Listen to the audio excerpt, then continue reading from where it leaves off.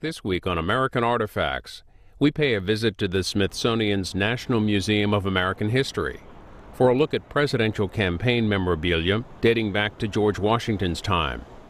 Known to many in the political and museum worlds as Harry and Larry, curators Harry Rubenstein and Larry Bird scout the Democratic and Republican national conventions every 4 years, collecting buttons, signs, hats, and other novelties that will open a window for future historians into our times in politics.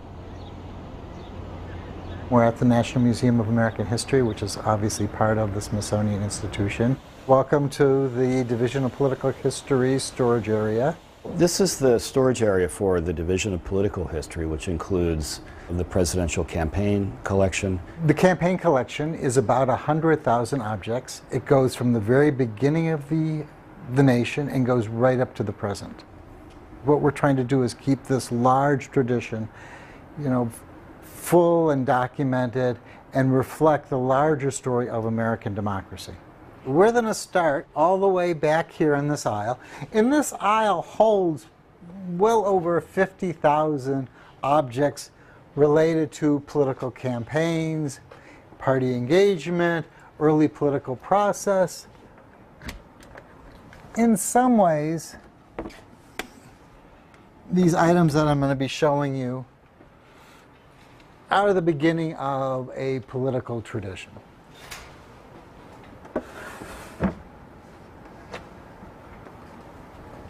I'm just going to pull a couple of these small brass buttons. And as you can see, it just says GW, and it was created for George Washington's inauguration. And these are just popular items. They actually are literally a button. There's a shank on the back. And they were distributed by vendors along the East Coast for people holding parties, events, actually attending the inauguration in New York. From this very beginning is the beginning of the American political button. From these buttons, you begin to see a long tradition of political campaign buttons. These are all McKinley buttons from 1896 and 1900. 1896 is when what we think of as the classic political button was patented in time for this election. But from there, it just goes on. Here's a drawer of some Adlai Stevenson buttons.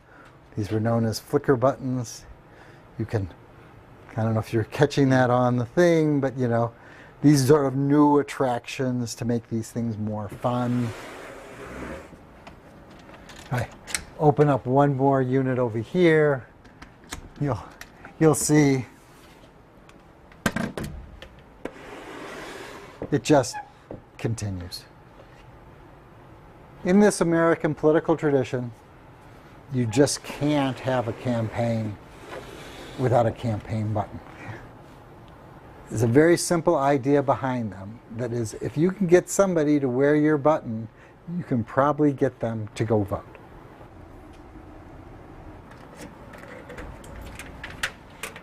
If you come over here, I'll just show you a few sort of campaign hats. These are hats that were used for rallies, events, parades. There's also early convention hats. These are from the 1952 election. This is a hat, as you can see on the inside, is the official Eisenhower delegate hat. These were hats that were distributed by Ike girls. They set up a tent outside the convention hall. These women who had been working as secretaries on Madison Avenue were dressed up in costume and passed these hats out, all to create this sense of the inevitability of Eisenhower winning the convention and the nomination. And so if you can flood the hall with people wearing these hats, you build this sort of momentum for your candidate to convince other delegates to join in, and which they were successful in winning the nomination. These kind of straw hats become somewhat of a tradition, but in the era of the 1960s, you want to modernize them. So instead of straw hats, for Kennedy, they had plastic hats. These aren't seen as a cheaper version. These are seen as a modern version of the straw hat. You know, man of the new era with new material. You dress up a whole bunch of people in these hats at rallies and events, and you build this sort of carnival excitement around your candidate. Let me show you one more of these in a long sort of line of the history behind them. When they were planning the convention in Boston for John Kerry and the Democrats, they were looking at old photographs of other political rallies and events, and they said, we should get hats like the Kennedy hat. Let's tie our Massachusetts senator to another Massachusetts senator that's well thought of. So they said, let's make hats like the Kennedy hat. And you know, one of the advantages of working in this collection is that you can see this long, you know, history of these objects, and you can see how they mold and change and affect, and you get a better understanding of what candidates are trying to do, what they're trying to achieve, what effect an image is. They also come here often to say, what did that poster really look like that we see in this photograph? So some of the material that you see here is the basis of new material that are produced in the next election cycle. I started going to New Hampshire in, let's say, 1984. So we're sort of moving chronologically from the Iowa caucus to the New Hampshire primary. And these are the kinds of things that we get by visiting each of the candidates' headquarters. And when we bring it back to the museum, we kind of vet it and go through it and kind of weed out any duplication, although we do save a couple of things, if, you know, because it's all very flat and graphic and very easily stored. It includes, you know, any kind of thing that they're giving away. So it's kind of a way to document and chronicle, you know, what they think is important, kind of material that they're giving out to their volunteers. And also it can give you a sense of how organized they are. And certainly, you know, in terms of the staffing and, you know, just by seeing what's going on in the headquarters. We've sort of set a pattern in which we both go out to New Hampshire and Iowa and collect the early primaries. This is where the field is wide. There's clearly a long tradition in both of those states, so the campaigns become an integral part of, you know, that process. And for those people, we collect material at both of those primaries. Then we attend the conventions, and during the election, after the convention, we sometimes go out and sometimes we just gather material as it's produced nationally. You know, you never know what you need until you see it. But anything that's made to catch your eye, you know, it's just that shiny thing on the surface. You know? The tangible part, is still essential to the campaign. While more and more attention is placed on television commercials, internet, some sort of digital media, there still seems to be this very basic, important element, which is how do you physically and tangibly connect the voter with the candidate? And these devices are still important in that process. This is where I get my appreciation of little things.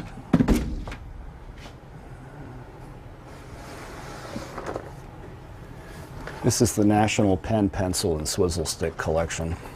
It includes things like ballot markers, which are just basically crayons that would have been tied to a voting booth, polling station, where you would have marked your ballot.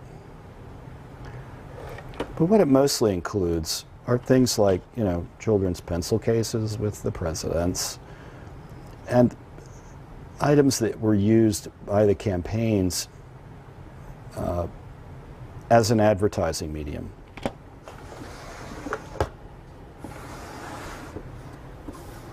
This is another one of my favorite little units. This is the novelty drawer.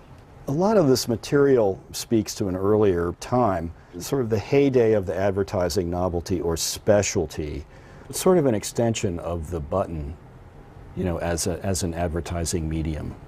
But this is material that perhaps hasn't really quite ascended to that level of activism and engagement just yet, but it still has, you know, quite a bit of potential as a sales, you know, message. We're for Ike. It's not matches they're for, it's actually golf tees. Or you know, these little clickers which have no function other than just to make noise. Let's see if I can make it do its thing. Here.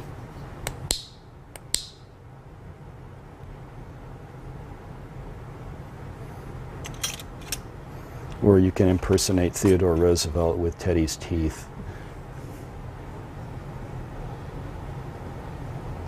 And it's kind of funny, but you know, whenever we see them still making these kinds of materials, this is in the same little cubicle here with a Mitt Romney keychain, which pictures the Mittmobile. And these were widely distributed in Iowa, not this year, but the last cycle. And it just goes on. It doesn't stop. When do you know when to stop? It's political, smoking devices, cigar boxes, razors, even Vote soap.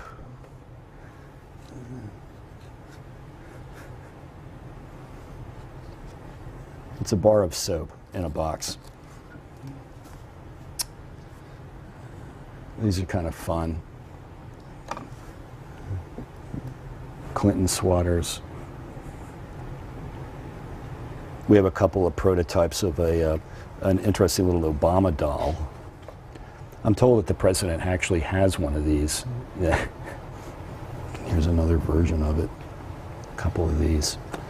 But look what it's in the drawer here with. This is like a Teddy Roosevelt doll. So you kind of get, you know, both ends of the, you know, almost bookends really. And of course with any number of, you know, party symbol mascot, you know, plush toys. Here's a William McKinley doll next to a George Bush doll. The arrangement is rather random. I was working my way up to this. This is a really interesting little collection of Democratic cookie cutters. Is this really what you want to be passing out at your convention? Is cookie cutters? I mean, you know, or the campaign cookie cutter. But it comes with a vote appeal, you know, vote Republican. These units, for some reason, the nomenclature of the National Museum are known as quarter units. These are half units. And the half units along here have mostly banners in them. But this particular unit is sort of special because it has canes, umbrellas, and torches. So let's start with the canes. And again, this is a mixture of association object and campaign piece. This is from the hard cider log cabin campaign in 1840. Who was that? Which was it? General William Henry Harrison, the hero of Tippecanoe. And it's a piece of thornwood. It's really quite eloquent. But it's lost its provenance. We don't know how it was used, who made it. It was purchased at auction in the 1960s.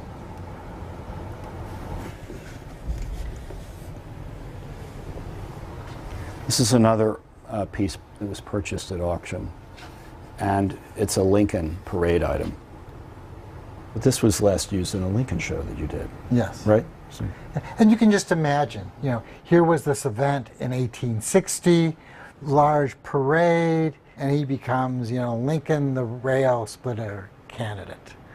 And it's a great treasure. I mean, you can just imagine, what other nation would have a bunch of people carrying wooden axes, marching down the street, rallying, the populace to vote for your candidate? So, from the torch drawer, this is a simple swivel mount torch. You would have undone this sort of wick here and filled it with oil, and then it has a kind of a rope-like wick, and this would have been carried in a parade. Could have been carried, typically over your shoulder or out in front. The handle's small enough. There's also, while we're here, we were talking about the Ike girls. This would have been an Ike girl parasol. Here, would you like to model this? You're doing a wonderful job. Better you than me. Sheet music was one of these staples of a campaign. Again, the tradition of American sheet music you can trace all the way back to the New President's March, published in 1789 for George Washington's presidency. This tradition goes on. Here's some sheet music to celebrate Henry Clay.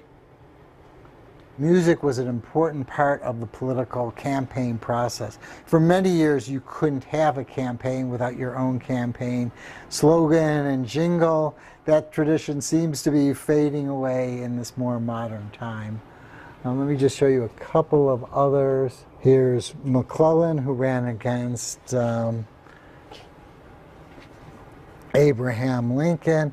It was sort of his song to rally his supporters as a Democratic candidate in 1864. And this tradition just keeps going on and on. It goes on all the way into the 1960s and a little bit later.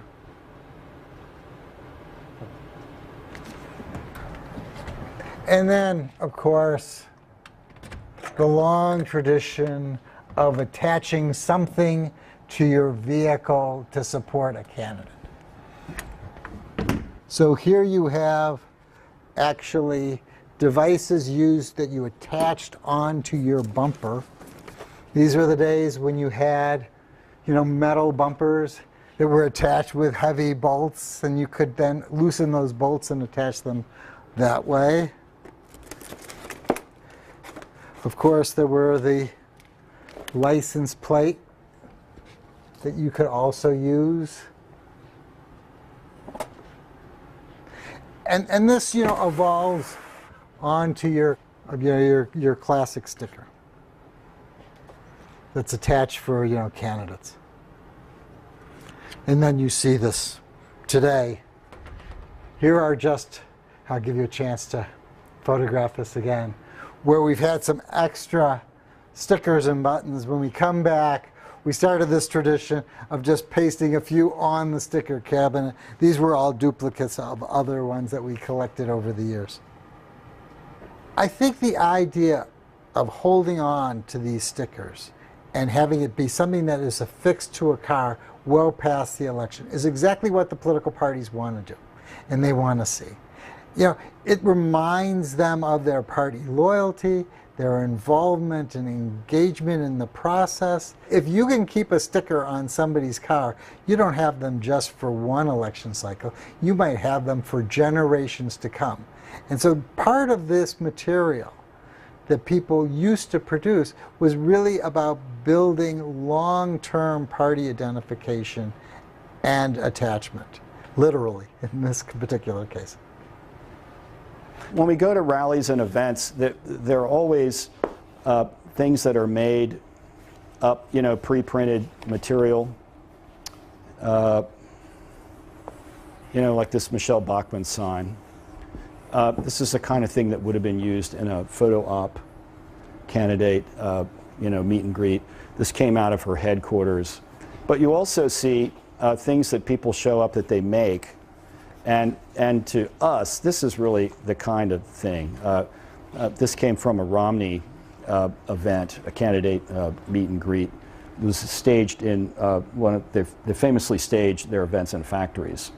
This actually happened to be a novelty factory, which I thought was kind of charming. I mean, maybe it was the only available factory in Iowa that night, you know. But anyway, these women showed up, and they had made these signs, and they were the only ones there. They were the most interesting people there, as far as I was concerned. We were concerned, you know, because they went to the extra effort to make something that was interesting to look at. And I'm telling you, every news person was just on them like a blanket, because there was something going on, you know, with this little, you know, as simple as that is, this is what got the attention. And if you're a candidate or a campaign manager, you know, this is what you want. This is what you live to see, what you hope for. I mean, while you're in your back room with your polling and tracking data and pre-tested language and, you know, all the other things you need. And this was a comment from that same event with the same group of ladies. And if you look closely at it, it's like a little, almost like a press fabric kind of you know, type to it, which is another thing. You know, it's made found materials. It's almost a naive art form in its own way, in its own expressive way. So again, when it comes back to the museum, we're always looking for interesting things to do exhibits. We don't put dull things in exhibits. We like to begin with interesting things to look at. So it perfectly fits, you know, our need.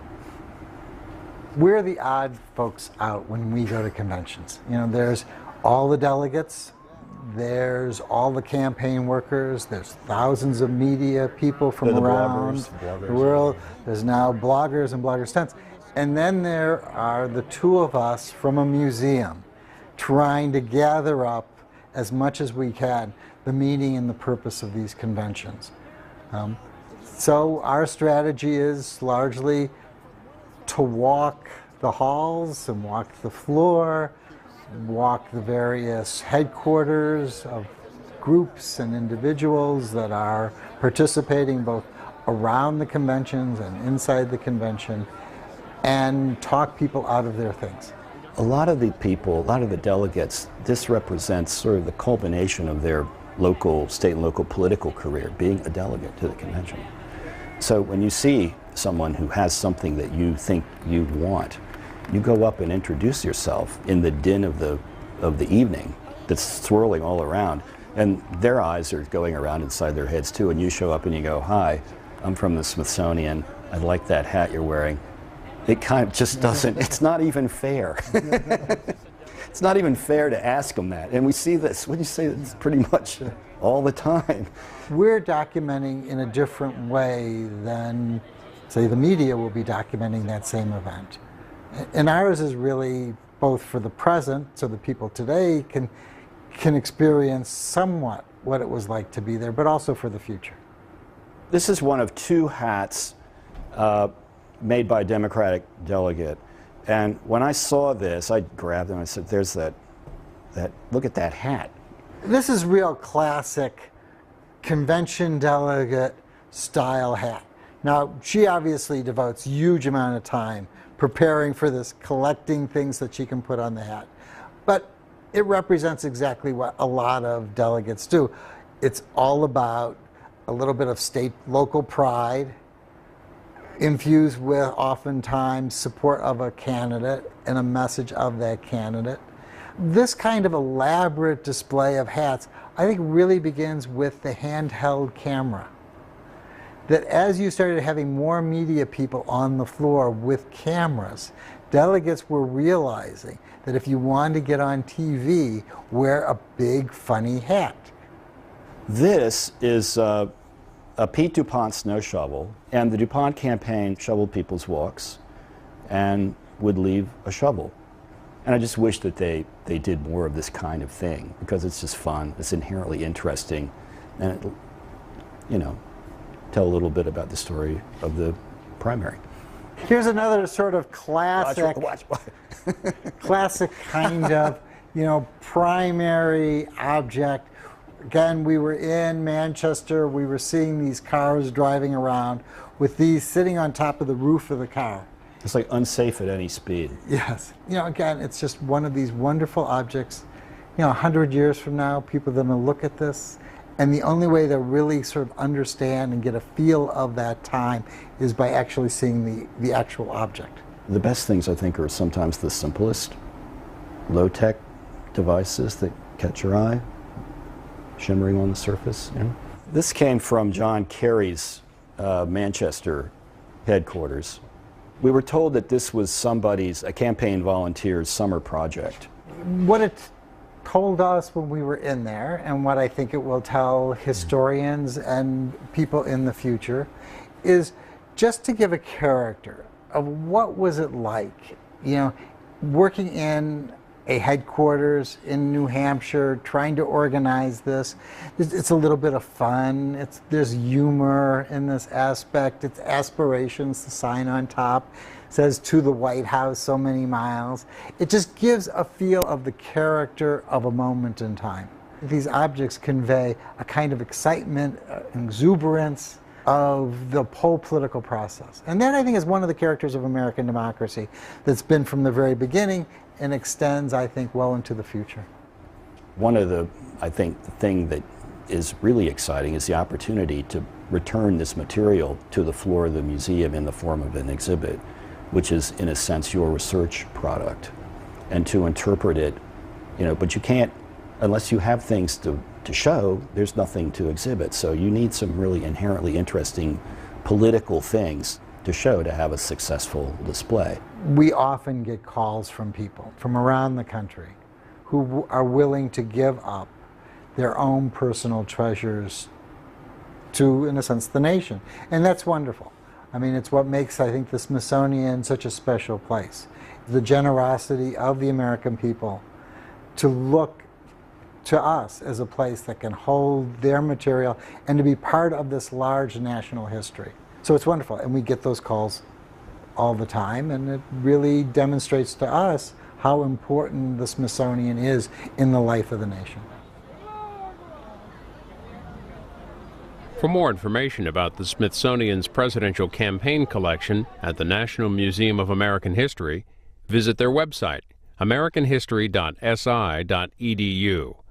You can watch American Artifacts every Sunday at 8 a.m., 7 p.m., and 10 p.m. Eastern Time on C-SPAN 3's American History TV. For schedule information and to view